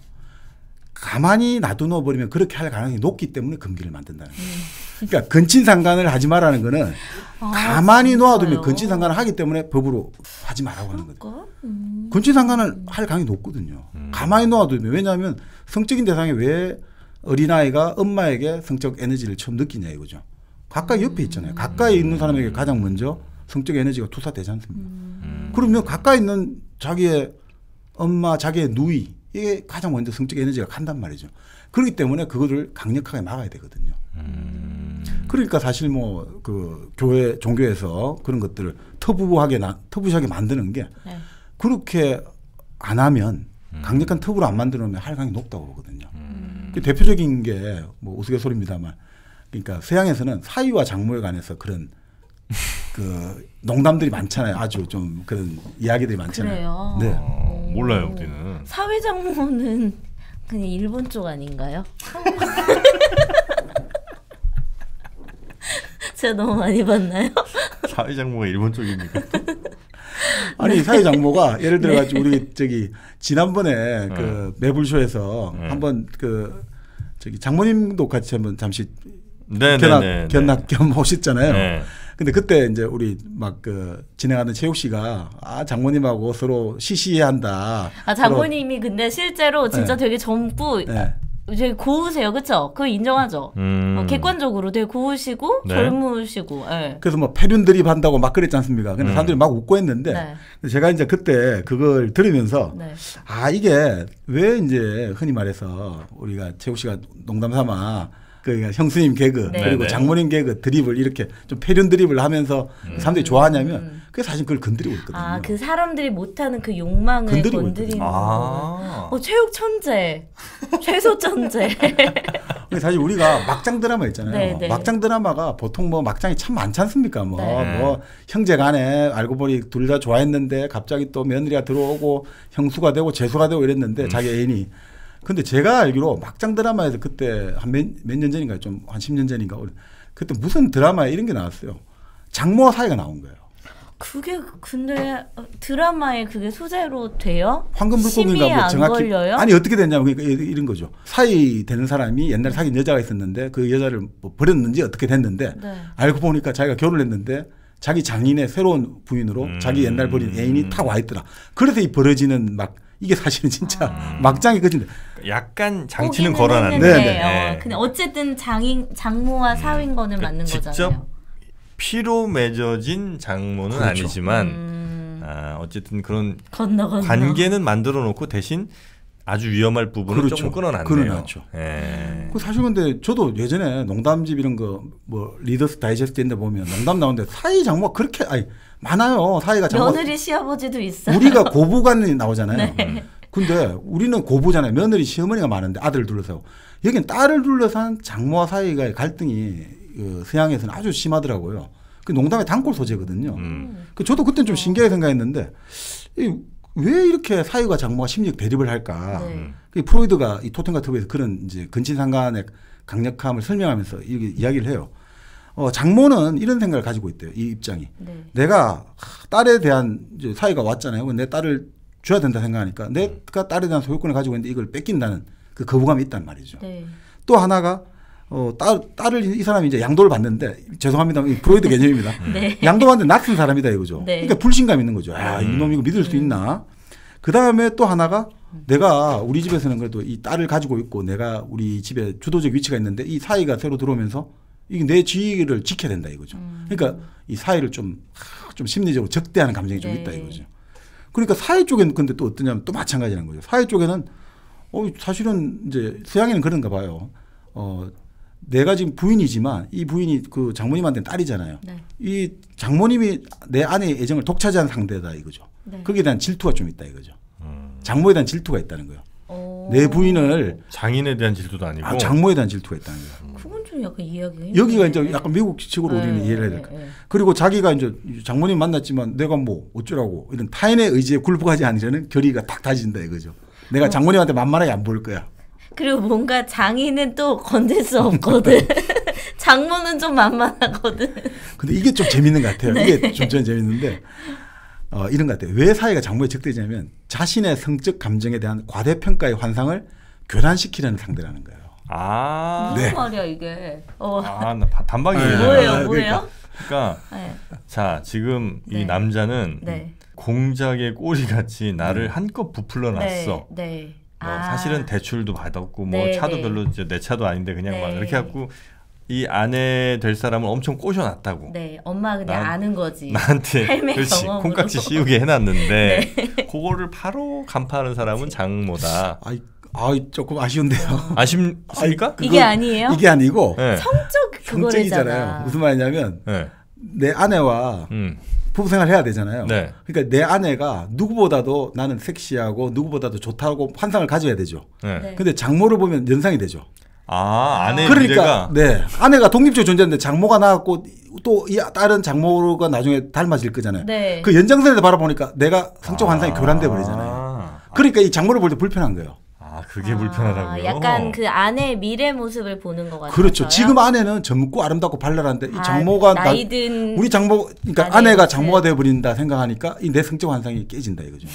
진짜 철저히 남성 위주. 그렇습니다. 그냥 프로이드는 좀 근데 이제 프로이드가 그러니까 여기서 이런 적대감이 생기는 건 이해를 하겠어요. 근데 재밌는 게 이런 거예요. 이 장모가 근데 왜 이렇게 딸이 집착하느냐라고 나오거든요. 아들도 아니고 우리는 뭐 아들이 집착하잖아요. 서양에서는 이렇게 보내요. 이 당시 유럽 사회에서 나는 딸을 통해 젊음을 유지한다 이거죠. 나는 지금 비록 주름이 들고 흰머리가 났지만 내 딸을 통해서 나는 내 딸이 확장됐다. 이것도 마찬가지 같아요. 딸인 제2의 너가 알터 에고. 나고 네가 나야. 그렇죠. 우리 마더처럼. 그런데 이게 사실은 부모가 자식으로부터 얻는 가장 귀중한 심리적 효과래요. 네. 내 자식을 왜 우리가 자식을 놓느냐 하면 여러 가지가 있습니다만 내가 얘를 통해 나는 늙어가지만 얘가 젊으니까 나는 똑같다는 생각이 네. 드는 거죠. 애가 건강해지고 애가 예쁘고 이러면 내가 마치 젊어진 느낌을 드니까. 네. 그런데 그래서 프로이드 입장에서는 이 이제 사회를 볼 때쯤 되면 이 여성이 결혼과 가정생활에서 이제 어떻게 되냐 부부 관계가 급속히 냉각되는 때다 이거죠. 사회를 볼 때쯤 되면 나이가 장모가 그렇죠. 냉각이죠, 냉각. 그리고 자기가 이제 그 당시는 사회생활 안 하잖아요. 네. 대부분 집에서 아이를 키우고 가사생활을 이제 전업 가사를 하다 보니까 자기 감정생활이 아주 단조롭거든요. 왜냐하면 사회생활하고 직장생활하다 보면 좋은 일 나쁜 일 막 섞으면서 욕을 하고 스트레스 받지만 다이나믹스가 있잖아요. 네. 그럼 재미가 있거든요. 오늘은 누구를 욕했다가 내일은 누구를 욕했고 그게 재미란 말이에요. 사실은 네. 그게 힘든 것 같지만 또 재미가 있는데 가정생활에서는 극단적으로 욕을 할 수도 없잖아요. 아들과 남편과 시부모 다 극단적으로 욕할 수는 없잖아요. 그러니까 이때 아주 위기를 많이 겪는단 말이죠. 그런데 이때 이때 나를 지켜주는 게 뭐냐면 딸과의 감정이입이거든요. 네. 내 딸이 내야. 그러니까 내가 새 시집 가는 느낌이 드는구나. 대리만족하거든요. 그런데 네. 문제는 뭐냐면 그럼 어떻게 되겠어요? 종종 장모는 딸이 사랑하는 사이를 사랑하게 된다는 거예요. 왜냐하면 내 딸이 좋아하니까 내 딸이 내잖아요. 그러면 감정이입이 된다 했잖아요. 그런 것 같아요. 네. 그렇기 때문에 극단적인 경우는 이런 충동이 그러니까 자기는 그거하죠. 아유 내가 미쳤어 했지만 충동이라는 건 한번 일어나는 걸 어쩔 수 없잖아요. 그러면 네네. 이게 어떻게 돼요? 이 사람에게 완전 신경증 이럴 만큼 막 저항. 내가 어떻게 이런 생각을 할 수가 있지랄 만큼 막 신경증 사례가 많이 나와요. 그래서 오히려 장모는 더 매몰차고 과학적인 태도를 사회에 보인다는 거예요. 이럴수록 더. 그럴수록 더. 사실 사회도 마찬가지입니다. 사회 쪽도 사랑의 대상을 내가 이제 다른 여자로 조교한 거잖아요. 우리 집안 아니고. 그럴 때까지 어머니나 누이를 사랑의 대상으로 여긴단 말이죠. 네. 맞잖아요. 네. 엄마나 누이를 사랑. 그러니까 괴테 같은 경우도 뭐 예전에 다른 사람 보면 오 나의 누이여 나의 신부여 이렇게 한단 말이죠. 네. 그게 참 이게 오래된 거예요. 그러니까 자기가 새로운 어떤 여자를 만나 사랑하는데 그걸 표현할 때 어떻게 합니까? 오 나의 누이여 나의 아내예요. 이렇게 말하거든요. 그 묘한 이게 근친상간적인 친화력이 있단 말이죠. 자 그런데 이제 그 자리가 이제 근친상간하면 안 되니까 외부로 옮겨와서 새로운 여자를 만난 거잖아요. 그렇지만 이제 어떻게 되겠습니까? 장모라는 사람이 이제 이거 좋아하게 되니까 장모가 바로 그 엄마나 누이 자리를 딱 차고 들어온단 말이죠. 그렇기 때문에 왜냐하면 아까 얘기도 나오잖아요. 억압된 것은 다시 해결하려고 하잖아요. 네. 사회 입장에서 남성도 최초의 것으로 돌아가고자 하는 충동이 생긴단 말이죠. 그건 무슨 말이에요? 엄마하고 예를 들어 하고 싶은 어릴 시절에 좌절된 욕망을 장모를 통해서 또 하고 싶은 욕망이 생긴단 말이죠. 그렇기 때문에 사회도 그것도 나도 인정할 수 없잖아요. 그러니까 복잡해지는 거예요. 사회도. 그러니까 장모와 사회가 둘 다 서로 으르렁거리는 거는 바로 이런 이 근친상간의 이런 유혹을 서로 차단하고 딱 하기 위해서 하는 것이고 왜 이렇게 장모와 사이는 그 다른 부족의 사례를 보면 어마어마해요.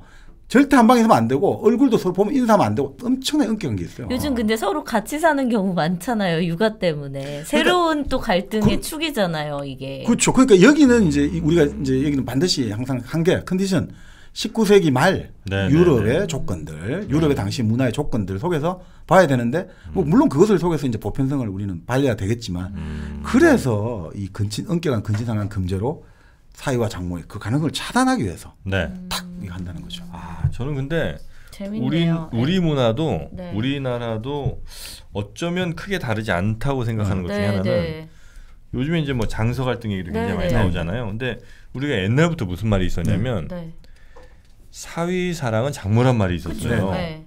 근데 그 얘기가 그럼 왜 나왔겠느냐? 며느리 사랑은 시아버지고. 그건 일본이고. 근데 그게 왜 있냐면 두 사람이 자꾸 으르렁거리니까 오히려 이런 말을 통해서 그렇게까지는 하지 마라는 오히려 이중구속? 그런 게 좀 있다는 거. 안전장치처럼.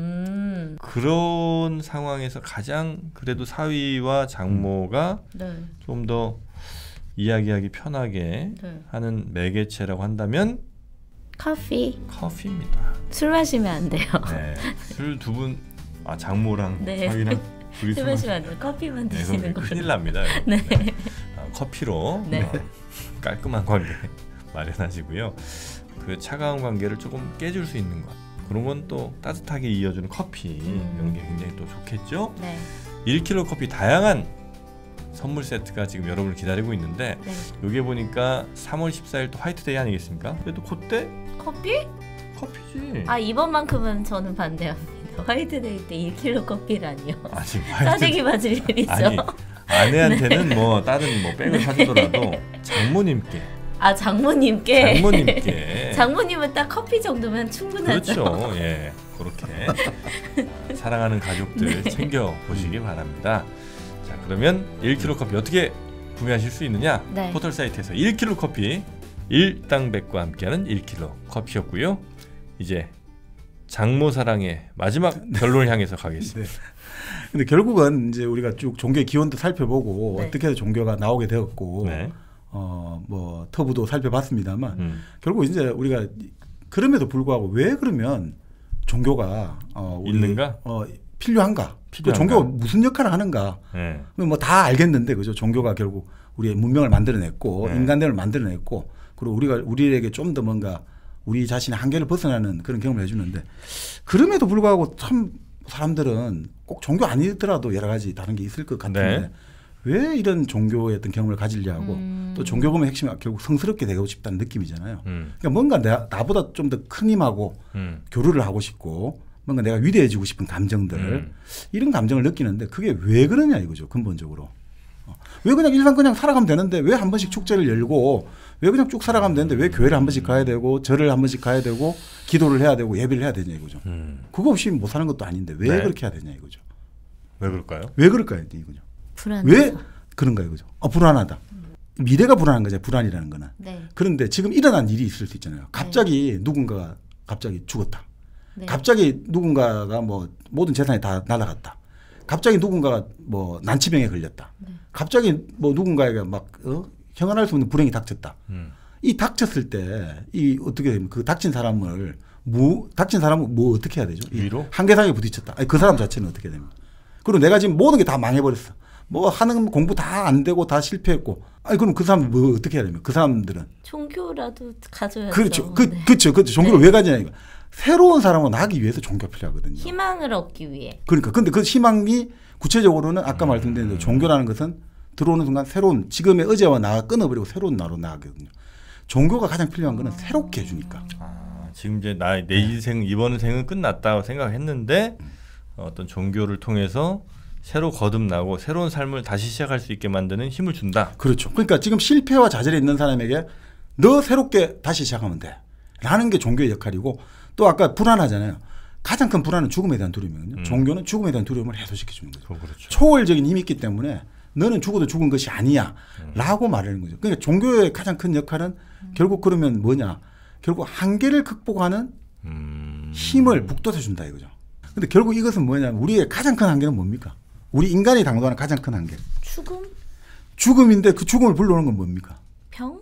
시간이죠. 시간. 우리 지난 시간의 역사. 네. 모든 것은 시간의 한계라는 거예요. 모든 것은. 우리가 아프고 늙고 죽고 그리고 여러 가지 우리 지난 밀란 쿤데라 이야기했습니다만 네. 영겁핵이 계속해서 이 우주가 우리 삶이 반복된다면 아무도 우리는 두려울 필요가 없죠. 네. 뭐 이거 이번 생 안 되면 다음 생 가면 되고. 그런데 우리가 경험한 시간은 한 방향으로 쭉 가잖아요. 이거는 어떻게 우리가 아무리 뭐 진짜 슈퍼맨이 있고 초인이 있어도 시간을 되돌릴 사람은 아무도 없잖아요. 그런데 그것을 가능하게 해주는 것이 딱 하나 있단 말이죠. 종교란 말이죠. 성스러움에 신화와 축제를 통해서 계속해서 시간을 반복시켜 주는 거죠. 우리가 10월 3일 단군이 개천절 열었다. 지금부터 4,300 몇십 년 전에 그 단군이 개천절 열었던 거를 그대로 그 시간을 재현하고 3.1 운동 100년 전에 그 시간을 또 우리 재현하고 계속해서 그 시간을 우리는 같이 호흡한다 이거죠. 네. 그리고 축제를 여는 거. 그러니까 시간은 진짜 엔트로피처럼 절대 돌아올 수 없지만 신화 종교를 통해서는 계속해서 그 시간이 재현된다 이거죠. 그렇기 때문에 우리는 이 결국은 새롭게 나고 싶다 이 시간을 통해서. 자, 이 시간부터 오늘 새롭게 시작. 지금까지 어제 나는 죽었어. 이제부터 새 출발. 할 때 그거를 가능하게 해주는 게 바로 종교의 의식이고 예식이다 이거죠. 우리 침례교 하셨다고 했잖아요. 네. 침례교가 제세례파인가 그렇잖아요. 뭐 잘은 모르겠습니다. 그러니까 저는 뭐 기억은 안 나요. 그냥 갇혀만 있었을 뿐이야. 시계 뺏긴 것만 기억나고. 그러니까 어린 시절에 네. 이제 세례를 받은 거는 자기 의지가 아니기 때문에 네. 침례교는 반드시 자기 의지에 따라서 다시 하는 게 맞다. 그래요? 그 제세례 2번 세례를 받는 거다 이거죠. 그렇게 보는데 결국 그러니까 이런 것들 아니냐 이거죠. 우리가 결국은 왜 종교가 필요하고 왜 이제 결국은 성스러운 수간을 맛보고 싶냐. 결국 우리는 죽음을 넘고 싶다. 시간을 넘고 싶다는 거죠. 네. 그래서 종교는 사이비 종교가 꼬실 때 뭘로 꼬십니까? 영생을 꼬시잖아요. 영생. 영원한 생을 약속하잖아요. 그렇죠. 모든 사이비 종교는 영생이고 예전에 모든 권력자도 영생의 유혹은 제일 약해요. 진시황도 불로장생, 불로불사한다니까 그게 넘어가고 모든 우리 도교 신선 되고 싶다는 건 뭡니까? 신선도 늙지 않고 죽지 않는 거예요. 네. 불로장생이 신선이거든요. 그러니까 결국 이거는 우리가 이걸 통해서 뭡니까? 우리는 신성해지고 싶은 거다 이거죠. 죽지 않는 거, 시간을 극복하는 크게 되고 싶은 거죠. 그러니까 종교는 결국 이 시간을 돌려준다는 거죠. 그러니까 사실은 우리가 시간의 반대말이 영원이잖아요. 네. 그 영원이라는 건 현재가 계속되는 거잖아요. 그러니까 이거를 이제 종교는 그 하나의 어떤 축제라든지 반복되는 걸 통해서 이제 그 네. 우리 두려움을 해소시켜 주는 동시에 현재를 맛보게 해주거든요. 그러니까 이걸 맛보게 해주는 게 두 가지가 있다고 하잖아요. 현재를 맛볼 수 있는 두 가지. 현재를 맛볼 수 있는 진짜 이 종교에서요? 시간을 내가 마치 시간에 이제 시간 항상 그렇잖아요. 과거는 지나가 버렸고 미래는 앞으로 아직 오지 않았고 현재도 곧 바로 과거를 가버리고 네. 이 시간에 항상 우리는 지금 어떻게 할지는 모르는데 이 시간에서 뭔가 우리가 초월할 수 있는 느낌을 가지는 게 두 가지 있다고 보죠. 똥 쌀 때? 꿈? 똥. 아, 또 살 때는 시간이 멈춘 거 아니? 그것도 현재의 순간에만 시원하게 쌀 때. 이게 영원히 지속됐으면 좋겠어? 물에 일체되는 느낌. 독특하다 너. 근데 사실 이제 네. 밀란 쿤데라가 그런 이야기를 했잖아요. 이제 그 느림이라는 책을 냈는데 네. 그 이런 책을 썼다고 해요. 딱 우리가 시간을 넘어서는 건 현재 순간에만 딱 살아야 되는 거잖아요. 집중하는 거잖아요. 그게 뭐냐면 오토바이를 타는 사람들. 오토바이를 탈 때 왜 아이들이 그렇게 오토바이를 많이 타려고 하냐 이거 청년 때. 근데 저는 예전에 오토바이 탄 사람들 체험을 한번 들어보니까 안 타봐서 모르겠네요. 그러니까 시속 한 100km가 넘어가잖아요. 네. 이렇게 넘어가면 뭐냐면 이 주변에 앞으로 달려오는 이제 우리 전방의 주시점이 딱 한 점이 되면서 주변의 모든 사물들이 녹아 흘러가는 느낌이 든다는 거예요. 사물들이 녹아서 흘러가는 느낌들.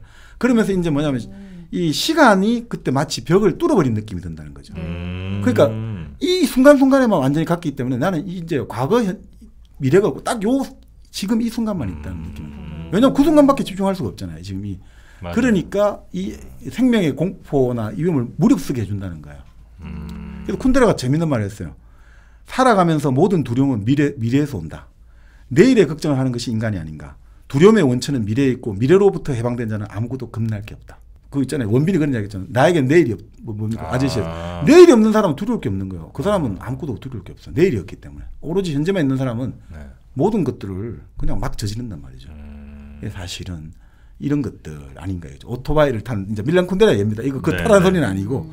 그러니까 하나는 뭐예요 또? 하나는 이제 우리가 지금 아까 그 말씀과 비슷한데 사실 판타지에 집중할 때죠. 그러니까 오로지 이 순간 이 다른 모든 것들 맞네. 꿈꾸는 게 판타지야? 아니 그러니까 어쨌든 그런 기본 욕구를 딱 분출하는 그 순간이잖아요. 그게 뭐 성적인 행위가 될 수도 있고 그 비슷하잖아요. 약간 그런 순간과 그 똥 쌀 때 그런 식사하시는 분들 계시다면 죄송하지만 어쨌든 약간 그런 딱 그 짧은 순간에 카타르시스를 느낄 수 있는 지점이 비슷하지 않나요? 네. 뭐 그러니까 근본적으로 이제 또 하나의 순간은 아니 뭐 다 어찌 보면 똑같은데 네. 결국은 그 황홀경이라고 하죠. 엑스타시의 네, 네. 순간이라고 하는데 보통 이제 그 구슬을 한다든지 접신이 들려가지고 할 때 이때 그렇다고 하잖아요. 몸은 여기 있는데 다른 세계를 탈원한다고 혼이 딴 그 상태에서도 현재만 완전히 집중하는 느낌을 가진다는 거예요.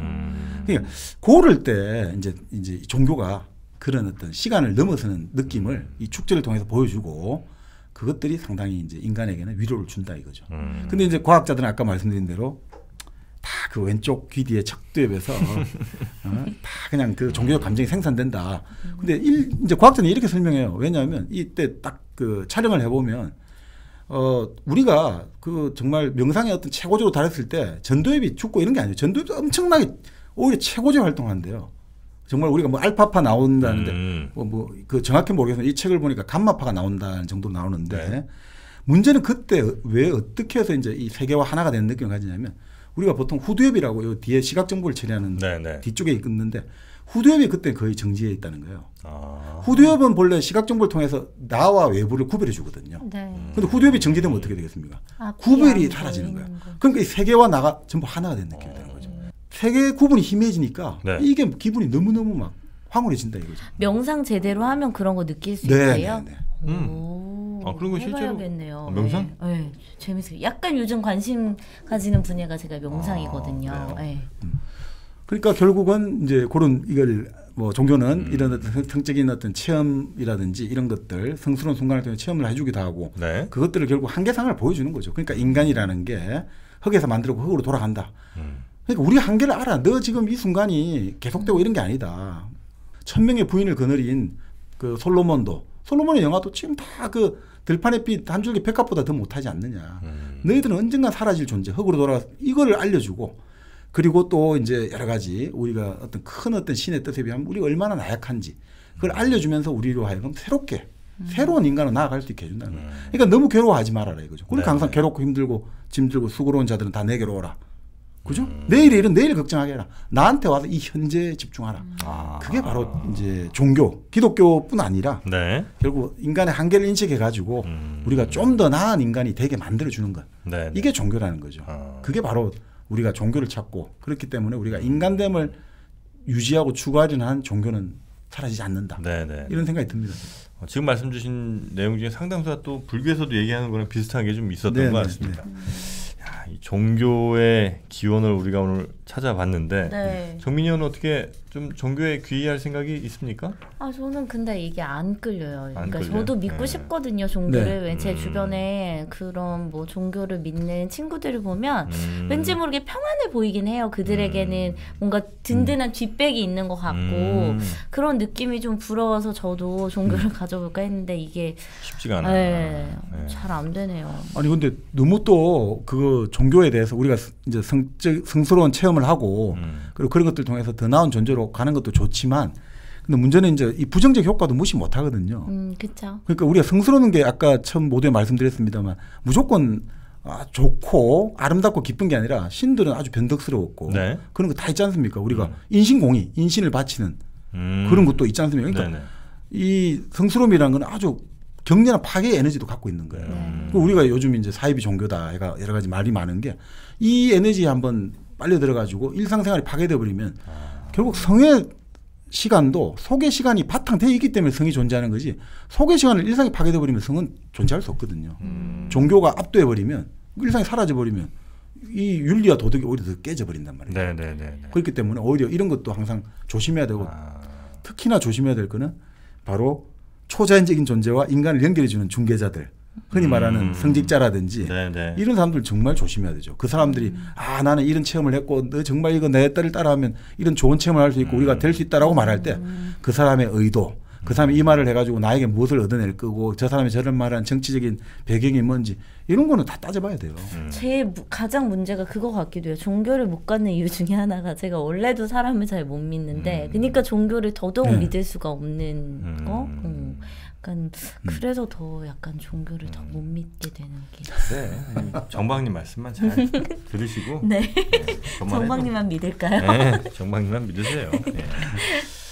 오늘 종교에 관한 아주 본격적으로 한번 예전에도 한번 저희가 그 만들어진 신이라는 책을 한번 다룬 적이 있었고 아마 일당백 역사상 이게 한 작가가 2번 나온 경우가 굉장히 드물 텐데 프로이드가 지금 2번째 나왔습니다.